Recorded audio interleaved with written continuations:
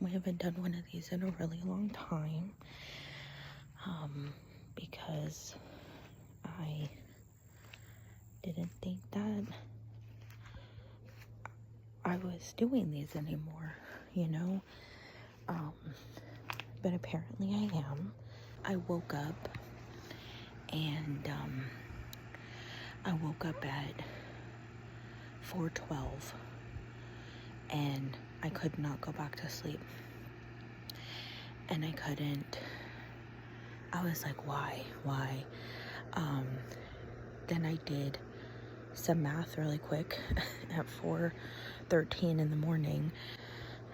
Today marks exactly 2 months that you have been gone. So that explains everything. And it's crazy how your brain will automatically remember things or do things before like your conscious self will even remember them, because I was up at 4:12. I think that's the time when you actually passed. And I wasn't there, you know what I mean? Like, I was there in spirit because I'm always there with you, but I wasn't there. So it's interesting how I can be reminded of what time we passed and I wasn't even there. Oh my God, Donna, it's been so fucking hard, bro. Time does not heal all wounds, it just makes them worse. I'm becoming so angry. I've fallen into an angry stage. Of course, I'm on my period right now too, but I'm just so angry. Even Dad was telling me the other day that I was spicy, and I got mad at him for telling me that I was being spicy, and I told him, I respectfully went off on him, and I told him, you know, that my attitude was gonna be all over the place and that he needed to not call me out on it. And he got upset about that, but I didn't really care because I was just like, don't call me out on how I'm acting, you know, because I'm gonna act however I act, you know. And I'm not saying it's right, and I'm not saying that I get a free pass to just be a bitch to everybody, but I think I get a free pass for just a little bit, you know, just a little tiny bit, because I know I won't be this way forever. But how can I not be mad? You know what I mean? Like, every single part of my life has been fucked up, bro, by this, you know, like, every single part. I don't know how to pick up the pieces. I don't know how to go on with life, like, just trying to act like nothing happened, because that's what it feels like. It feels like I'm just supposed to pick up and go on with life and just kind of like pretend like you didn't exist, and pretend that like your passing didn't leave this like fucking gigantic hole in my life, in my heart, in my mind. Like, I can't enjoy anything. I don't know if it's the medication, I don't know what, but you know, last week me and Dad, we went on, I can't even call it a vacation, because in order for it to be a vacation, you have to be excited about going, and I was happy to get away, because I just felt like I needed to get away from Texas, from, you know, whatever, just run away. And so it was nice in that respect, but it was bad in the sense that I just like could not find the joy in anything. It would be like very small moments of joy. I mean, like, so tiny. And then they would go away and it would just kind of be like, bleh, you know? The magic and the spark that Colorado once held over me is just gone because, you know, once you died, it's just like, you know, once your kid dies, like, nothing in the world is beautiful anymore. Nothing is fun. Nothing brings you joy because the one thing that did do all of that is gone. So how can you be expected even to just like try and enjoy life? Like you can't. It's impossible. And that's what I found out on this trip, you know. It was like there wasn't enough edibles, there wasn't enough weed, there wasn't enough anything that could give me a momentary escape from what I've been living in for the last 2 months, you know. And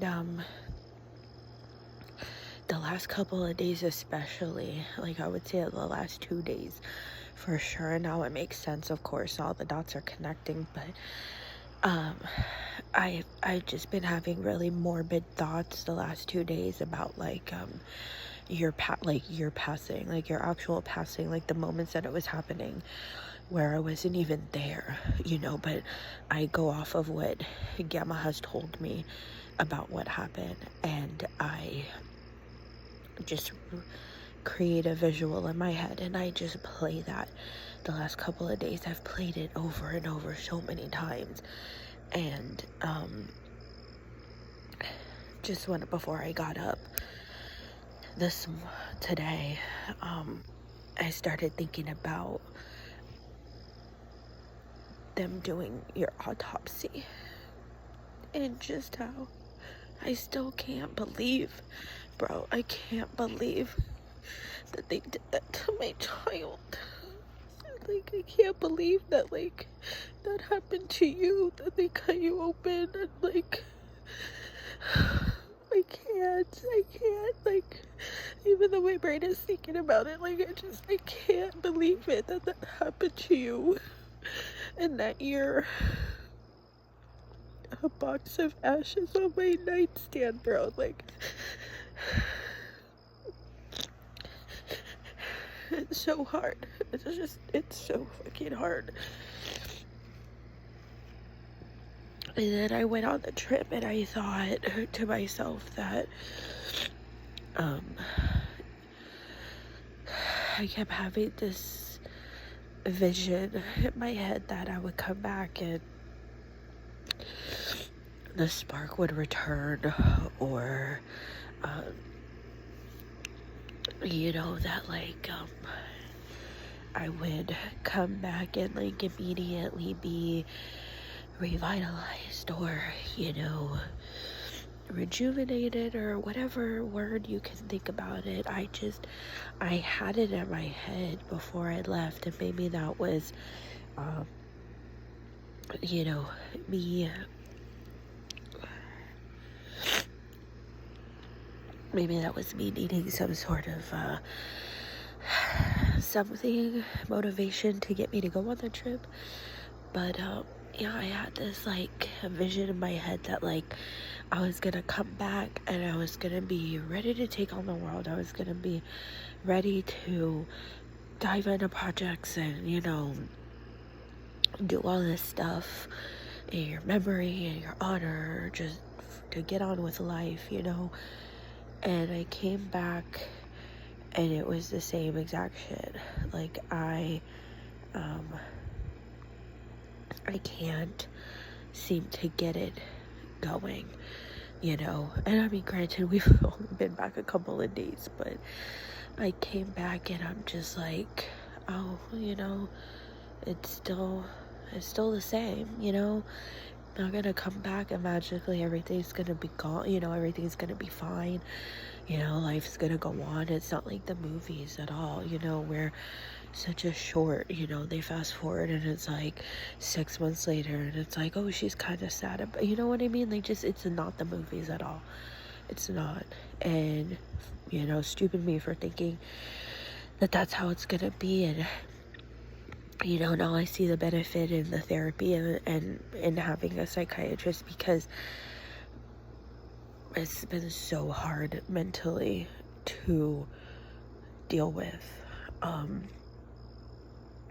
The constant slipping in and out of reality, but then being told that it's normal, and it doesn't feel normal at all, you know, and going from the moments of like, I can't believe you're gone, to knowing and accepting that you're gone. Obviously I see it, you know, you're on my nightstand, but I mean, just really accepting it. And it's been 2 months, bro. You know, and me and Gamma keep saying that to each other. Like, it has only been 2 months, but it has felt like an absolute eternity. When I tell you that it has felt like 2 years since you passed away, I don't know if I can do this time. Like, the fact that 2 months has felt like 2 years, you know what I mean? That means like a whole year is gonna feel like 10 years to me. And I have at least, I don't even know, because I can't see into the future. But if I had to guess, I probably have like 40 more years plus, maybe if I'm lucky, left on this earth. And to think about those 40 years potentially feeling like 400 years because of me missing you and everything, is just like, like I don't want to. I don't wanna, you know, I don't wanna. It's torturous. It's absolutely torturous, you know. Gamma made you, well, she didn't make it for you, but she took a majority of your old shirts, your favorite shirts, and she made a quilt, like a memorial quilt out of them, and it's hanging up in her room, and it's just, it's so cool. It was a labor of love. She poured herself into that, and it's gorgeous, but it's also incredibly sad, because it's a memorial to you, you know.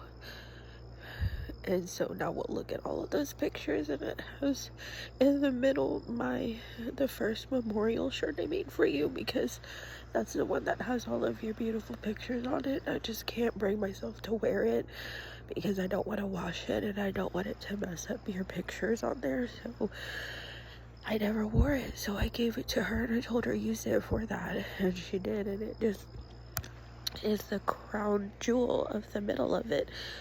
And it's just so sad knowing what it is, you know, knowing what it is.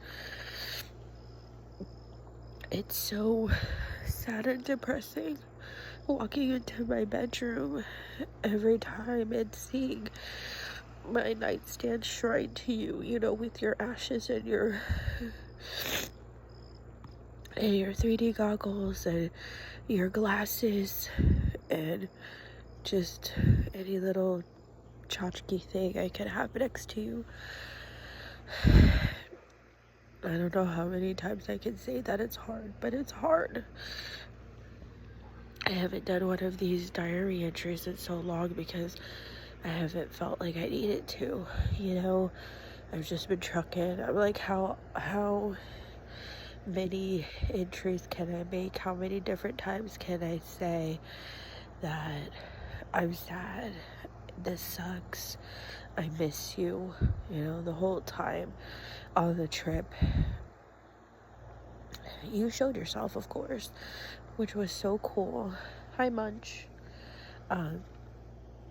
You were definitely there in spirit, which was awesome, and I kept telling you, like, oh, we're gonna go do fun things, and, you know, we tried to do fun things, but hi, Munchie.